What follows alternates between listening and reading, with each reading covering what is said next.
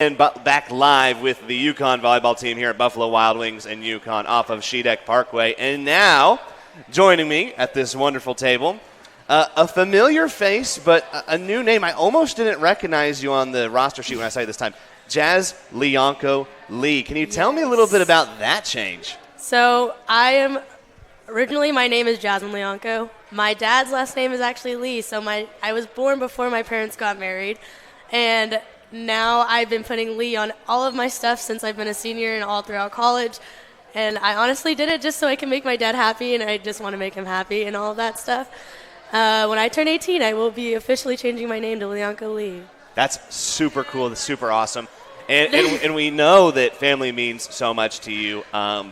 You have a very special connection to Faith Kids, the charity that we were talking about for Gold Out. Yes. Can you tell me a little bit more about that and what it means to the volleyball team and to you and just how important that is? So Faith Kids was originally made by my uncle, who is Riley Tran's dad, who was playing for Yukon volleyball. She graduated now, but she originally had cancer. They made the charity in honor of that, and now they help everyone everywhere with cancer and all their families that struggle with it. That's awesome. Super cool. Gold Out. You need to be there. It'll be on the broadcast, but you need to be there. Jazz, let's talk about you because, senior year, Yes. committed to SNU, Yes. lots of exciting things in your future. Let's roll it back some because you got to start from somewhere. How has the program changed for the good, for the different throughout your year, freshman year, senior year, all in throughout? How has it changed to you? So from freshman year to senior year, I've actually had two different coaches. Robin's being an amazing coach that she already is. I also had Allred. She was awesome. The team dynamic from freshman year to senior year has been so different. I'm actually in love with how the dynamic is now. It's a lot better than how my freshman year was. It was interesting. There was a lot. This team feels more like a family than my team did my freshman year. Yeah. Sophomore year, junior year, kind of a blurish.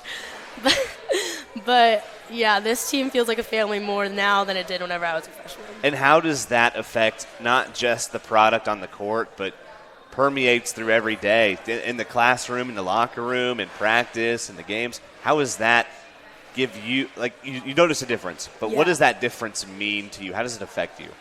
It just makes my day so much better because I look at all these people and I'm friends with all of them. And I could go up to them, I could just start a conversation and I'd be totally fine. And I won't be scared at all. That's awesome. Well, sometimes transition can be a little scary. Are you ready for, the next step in playing volleyball, committed to Southern Nazarene like we said? How do you feel about that? Honestly, I'm really excited. I'm really nervous. I just recently got academically accepted last week. Congratulations. So I've gotten all of my stuff ready. I'm really nervous, but I know that once I get there, I'll be thrown out with new faces, new coaches. Yeah. But I am really excited. All of the people are my friends now, so I know a few of them. But yeah, I'm really excited. Very cool. We've talked about what has been and what will be, but let's talk about now sort of expectations for the year as a senior. How do you go into practice, into games, into every day and help set the tone physically, mentally, get your team in the right spots to win those games and to be a better team than you were yesterday, to quote Coach? Going into a game, I always try and put myself at the highest expectation. I try not to let my attitude fall onto the court. I always have to have the best and nicest attitude ever, be the most supportive I can. Even if I get a little frustrated, I always have to be supportive. Always being able to help another teammate's the best thing I could possibly do. Walking into practice, I always make sure that everyone finishes all their stuff. Every time we do conditioning, it's always don't skip out on your conditioning. Make sure you're doing it. It'll get you better, I promise. But yeah, that's kind of yeah. I saw some claps over from the peanut gallery. I imagine that's a pretty constant one from you. Yeah. How do you make conditioning fun? Because we talked about how Coach works to make it fun, but how do you get in there? Is it just hardcore competition, or is it being very positive, or is it kind of being the person in the locker room that's like, yeah, I'm better than you. What are you going to do about it? Get better. What does that look like? It's definitely hardcore competition, but I will say every time if I finish first, I'm always the one that turns around automatically and is like cheering other people on. Yeah. If we're doing like some serving drill, I'll always be on the other side of the net so they don't have to run all the way to the other side to go get a ball.